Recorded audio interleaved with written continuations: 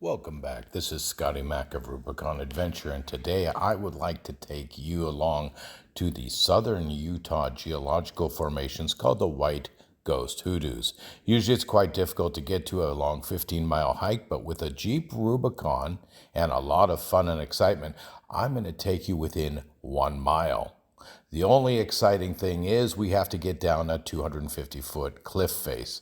Yes, the hoodoos are a departure from the cliff using a limestone that erodes quite easily and makes dramatic formations. It's wonderful for photographers, but often difficult to get to in the critical early morning hours. I'm going to show you a quick route with a very secret and critical entrance point that you have to hit in order to make it down the cliff face. Today we have some failures, some success, and some secrets to share with you. So come along with me today on a Rubicon adventure and find out the secrets of getting to the White Ghost Hoodoos with your Jeep Rubicon.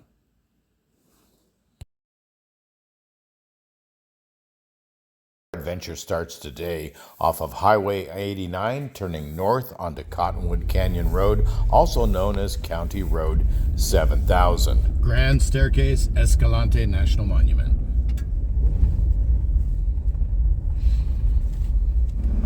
So we turned off of Highway 89 onto 7000, which is Cottonwood Canyon Road. And at 7000 coming up here over the hills, we will take a branch off onto 7010, and then connect with 7050. Just 3 roads in this trip: 7000, 7010, and 7050. Here's our 710, 7010. And it goes a bit remote on us. Let's find out where it leads. Let's go the back way and quick way to the White Ghost Hoodoos. As I'm going through these lowlands, there's a lot of birds flying out from the bushes. There's another couple right there on cue. Gosh, I love this place. It's so easy to maneuver. I mean, we are just passing through this land quickly according to the map. A great day out here. It's really fun. I mean, this is January. I have my shorts and t-shirt on, and it's pushing 60 degrees in the morning. Southern Utah has so many cool places, so many neat things, so many colors, and of course, we're proceeding along, and so far I have not seen a road that any standard SUV would have trouble on. All right, we have our first big wash. I've been seeing some white crystals off to the side, and I'm trying to figure out if I should get out and look at them. They might be salt crystals, that would be more probable, or possibly frost heaves. They're in the gullies and in the shadow. Okay, hey, here's a big patch in the low area. You can see the white. Does that look like ice compacted to snow to you? Actually, it looks more like salt crystals to me. Why don't we get out and take a look? They're not ice, they're not frosties. It's a salt accumulation. That could have gone liquefaction and recrystallized when it dried out too. That could be the residue of why I'm seeing all the salt now. I have seen some soil up here. It's black and puffy. It's absolutely cool looking stuff. Well, in fact, this whole area is that way. As we come out of the wash and over the hill, we see our first possible turnoff of 7040. It's a stick and not much of a road. We do not want that. Although we are on 7010, we will be departing off to 7050, which will be coming up around the corner after we go through the wash. And then we will take a right and head off to the White Ghost Hoodoos. That's our last turn off, so be sure you make it. Go through the wash here. It's pretty sandy. Come up out of it. Again, no lockers, no air down, stock Jeep Rubicon 392XR. And here's our departure from 7010. Thank you very much for leading us. And we are on to 7050.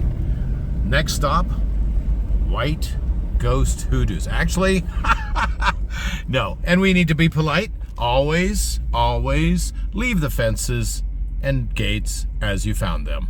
So, one more time.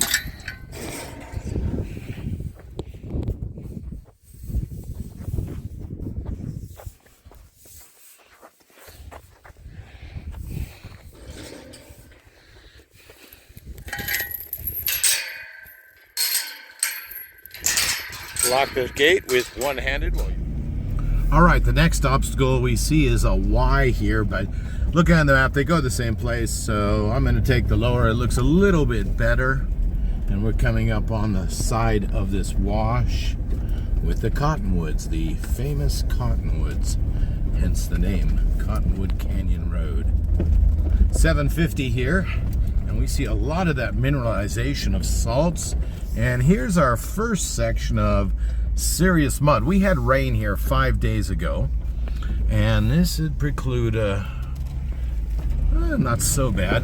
Ooh, a little bit wet, but then you see the soil here does not absorb it like it does in other places of America. That's another thing. It really, everywhere, there's no dust at all to speak of. It is just nice and easy and firm to get along on.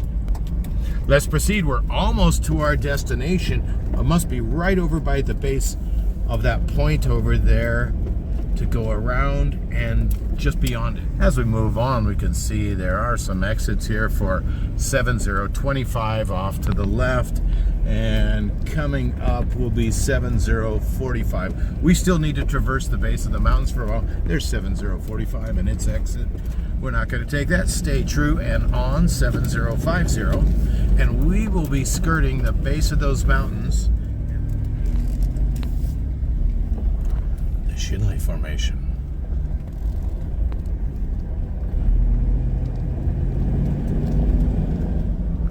This is stunningly beautiful.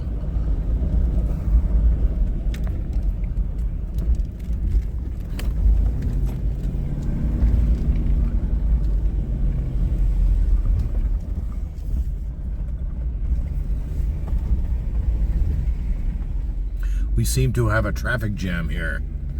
Ah, some lazy heifers. That's not a slanderous name, it's actually true. Look at them. Oh, they're all looking at you. Oh my goodness. Don't get up. Don't get up for me. There we go. That's okay. That's fine. I'll just mosey along here. Having a fun time out on the range today. We are getting very close to our turnoff, and there are the cliffs of the other side of the White Hoodoos. The White Hoodoos are a degradation of limestone that leave a top layer of basalt, I believe it is, covering them and shrouding them from it. So it creates a spire that has shedded itself by using the basalt from erosion. They do collapse eventually, but it's the slow process. Pretty darn cool. Pretty darn cool. So it's on one side, and we are going to, and the mountains we see over there are the opening from the other side of the canyon. So underneath us is a lot of white limestone. Let's get very much closer to our destination. Guys, as we come up at the end of 750, there is a gate to pass through, but I think I want to go down further. There is a road here. People look like they are off-roading.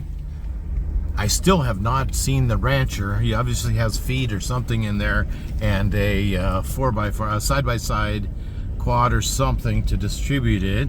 And judging from the angle of the fence, I'm guessing I am on his side of the property. This is truly the shortcut. We are just about at the White Ghost Hoodoos, and I don't think we'll even have a mile of a hike if we come down to the... Guys, this is the end of the road. This is a regular circle here of parking, and I'm gonna set down here. We are less than a mile from the White Ghost Hoodoo number 3.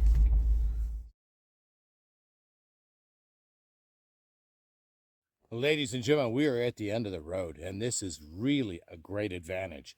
Ghost White Hoodoos for photographers are a real bear to get to. It's a 15-mile round-trip hike, and the best light is in the morning. If you have a Jeep Wrangler of any type or SUV on conditions that we did today, you could make it here, and it's 1 mile. Now there's a valley right here that's a little easier descent down and much more gradual as it goes to the floor. We'll take that one down and then walk around we'll walk around the peninsula to the Ghost White Hoodoos. What we're standing on is basalt, and underneath it is white limestone. The limestone degrades very fast, but the basalt is very hard. So what happens is, as the edge of the cliff wears away, the hard basalt shields the soft limestone, and it makes these huge, tall, mushroom-type structures. This is a pretty darn good way to see it. If you're a photographer, come in the morning, just as the sun's coming up. It really opens up an advantage to get to Ghost White Hoodoo number 3 quite fast and easy. I was surprised. Almost any SUV could make it under these conditions. And of course, this is January, nobody's here. Let's go in and see for ourselves.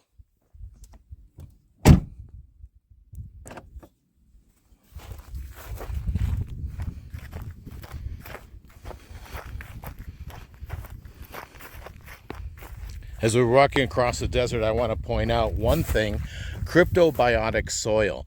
You can see this soil here is raised up kind of like yeast would raise up a bread. It's a natural raising.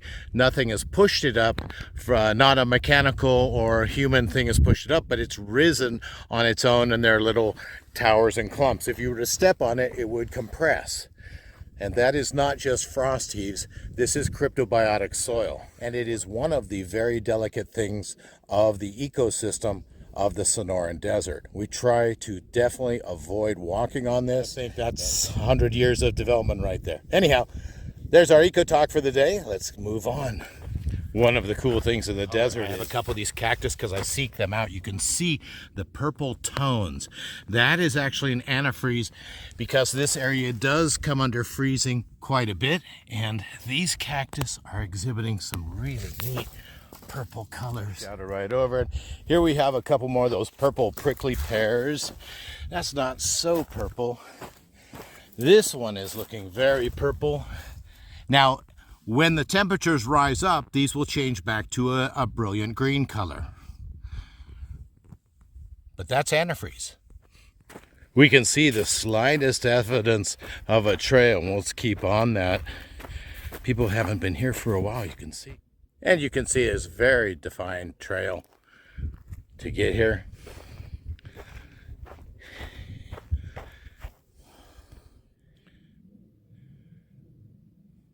There's the car and the defined trail. Here we are to the edge. We'll drop down into the canyon. Hey, how are we? So that wasn't a bad hike to the edge here, is it? They've got a defined trail. Quite easy to get here.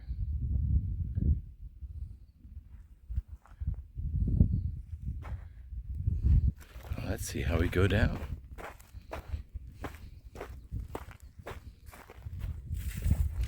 There's quite an easy entrance right here, and that would take you down.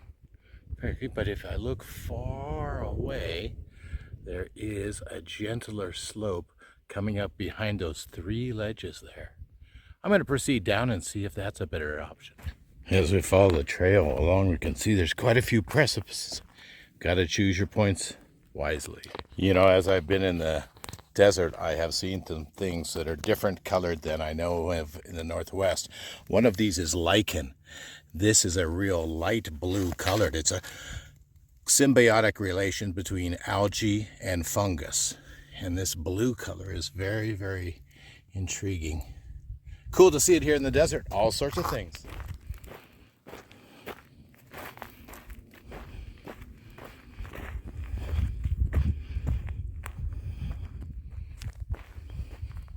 Yep, I was right.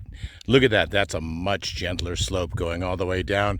And you can even come on this face if the far face doesn't work. And we are not that far from the Jeep.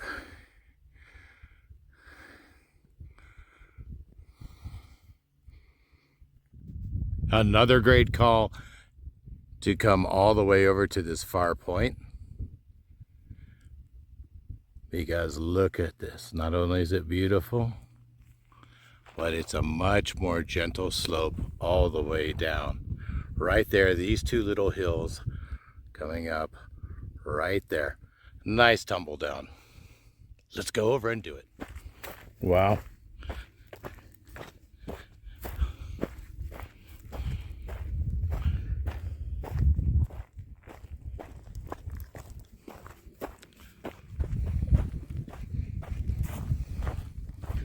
There's actually a path out to this east end.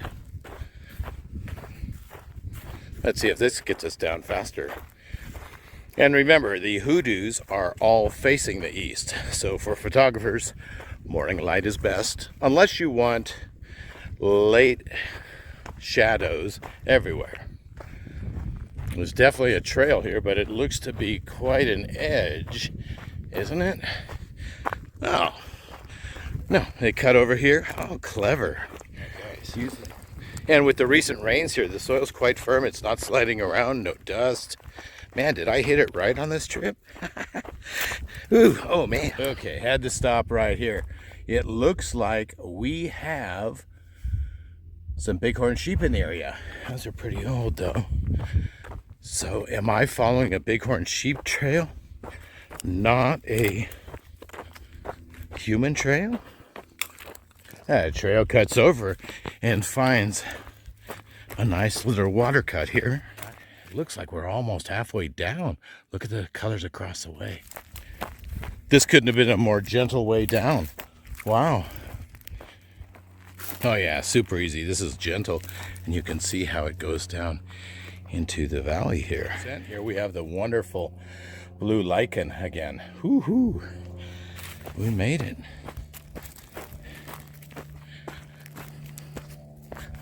As I came across some of the rocks, I noticed some holes and grinding portions that might be metates, like these shallow areas. All right, so we would like to keep our eyes out for petroglyphs and markings.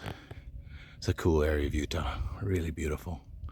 Down canyon to the Ghost White Hoodoos.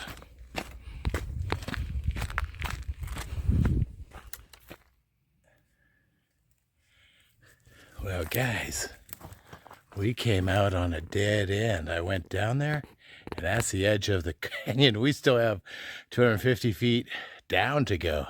I gotta check my maps. All right, after backtracking, that was a setback. Once again, Google Maps let me down. It showed me that was a gentle canyon that emptied out into the floor. It didn't. It emptied out into a 250-foot precipice that would fall onto the canyon floor and is completely impassable. So we've hiked back and then across.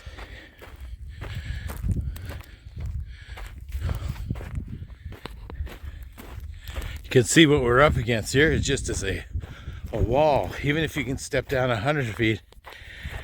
And here we have the reveal of the second area of the Ghost White Hoodoos. That's pretty cool. Nice, very picturesque.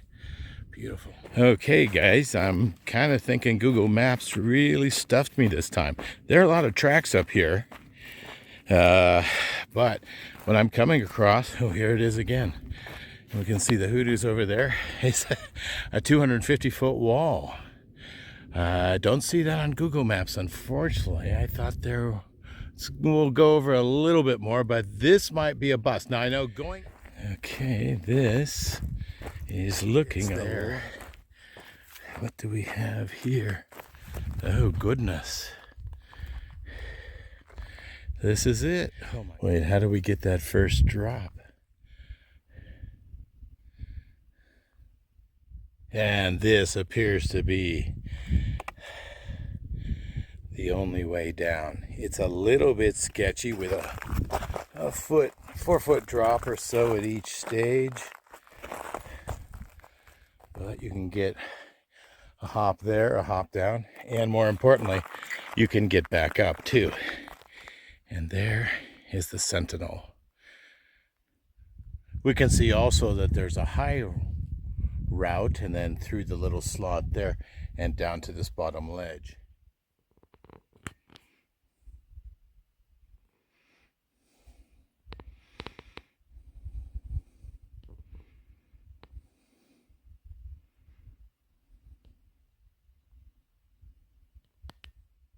Right now we can see how the hoodoos are formed. That's that harder basalt is layered on top of the limestone, and you can see the limestone's eroding it directly below it. Now we see, as you get down a little lower, that flat top rock is actually a marker, just like the one above it. Field, and Now we have found our way somewhat safely to the bottom of the floor. Look at this. It's a nice route. This is one thing about the desert. I just came down that very sketchy slope right there and stepped on what I thought was solid flow, and it went smush. Have to be careful. This is now slippery and saturated clay. That's what it looks like to me. Not good footing. Stay on the rocks. One tip coming down is to avoid this slimy flow. Now, if you're here during the summer months, this will never be wet and slimy like this. You can see it's actually flown down into a low point there.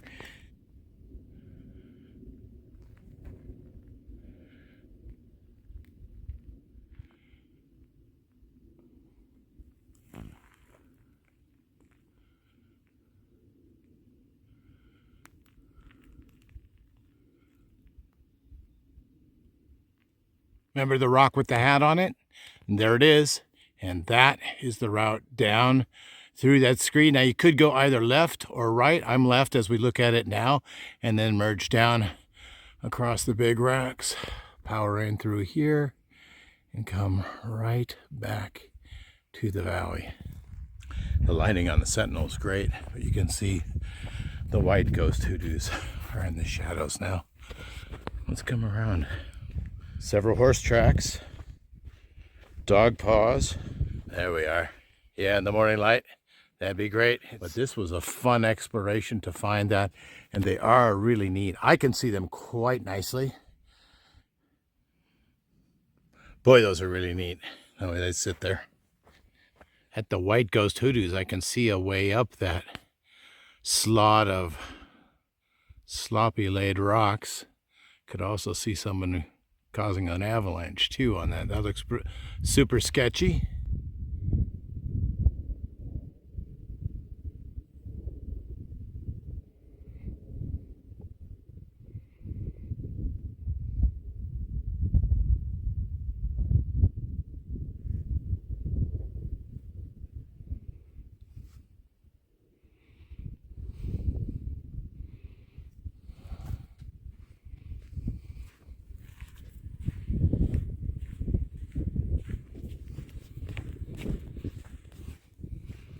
Ghost White Hoodoos.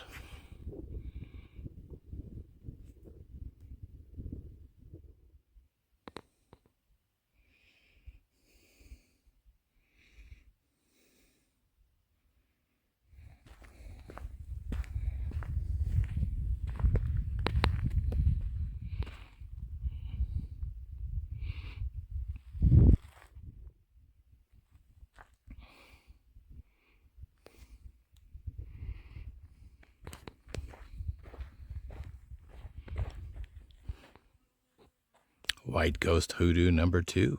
Here's a grouping facing north. 2. You look around the canyon, it's pretty steep, but there are a couple others. There's a start of a hoodoo down there. And you look across the way, that's the penis hoodoo. And of course, over here, we have the falling rocks with the top layer being that basalt. And you can see that's exactly how they're created, the erosion. And then the hard basalt protects the limestone below and shields it. These are all transitory, and yes, they are trans hoodoos. All of these hoodoos are in transition, and eventually they will fall, but you can see behind them that top dark layer, the much harder layer, will be able to protect them and create new ones as they go down. So as these fall, new ones will be made. The scenery changes all the time. Guys, this is a strange pair of tracks here. I didn't know that motorized vehicles could come down here. I've seen Hoodoo 3 and Hoodoo 2 now, and I'm going to skip Hoodoo 1. I did not bring any more water, so I am going to return now without seeing Hoodoo number 1 and know that I have accomplished a great mission of finding a pathway down in here so they can easily return. Guys, I've been seeing a lot of horse prints, but that is not a horse print, is it? That's deer, isn't it?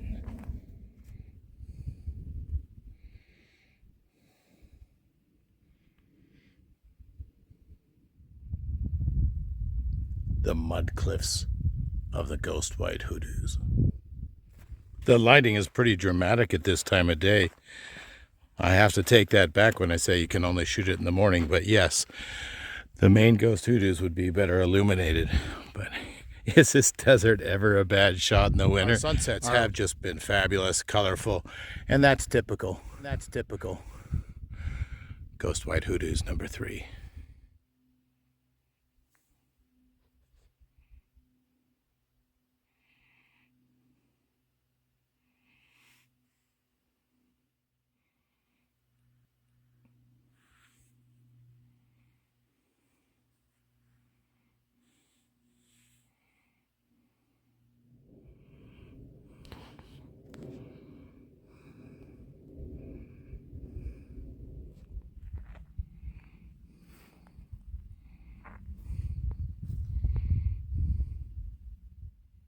Time to head back up to the plateau.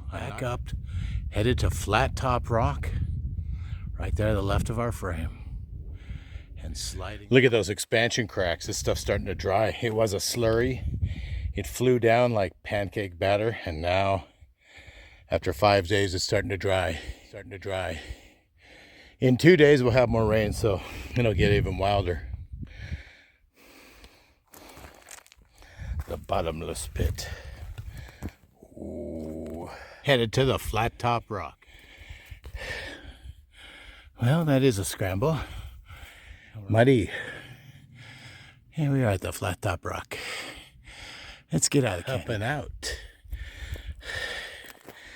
Back to the car. And there's some sort of animal life digging in these burrows, as we can see.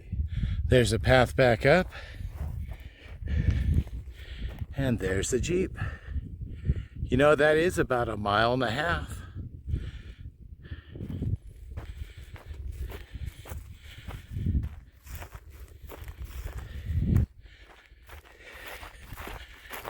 Guys, we did it. Only 1 mile to the Table Rock, where the shortcut to the White Ghost Hoodoos, right here on Rubicon Adventures. We ran into some difficulties along the way, and not everything on Google Maps came true. But we did find that there are 250-foot drops to those wrong things. So there's only one way. We found it, and we have seen the White Ghost Hoodoos from the shortcut. Now, any Jeep can make it. Come on and visit them. And back on 7050 to head out.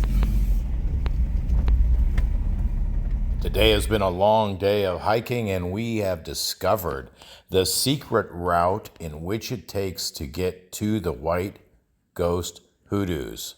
So I'd like to share with that secret and end here with the GPS coordinates once again at the end so that you can find it yourself. Make it a quick 1 mile hike through the sketchy slot canyon and the secret entrance of the descent trail. Thanks for coming along on another Rubicon adventure.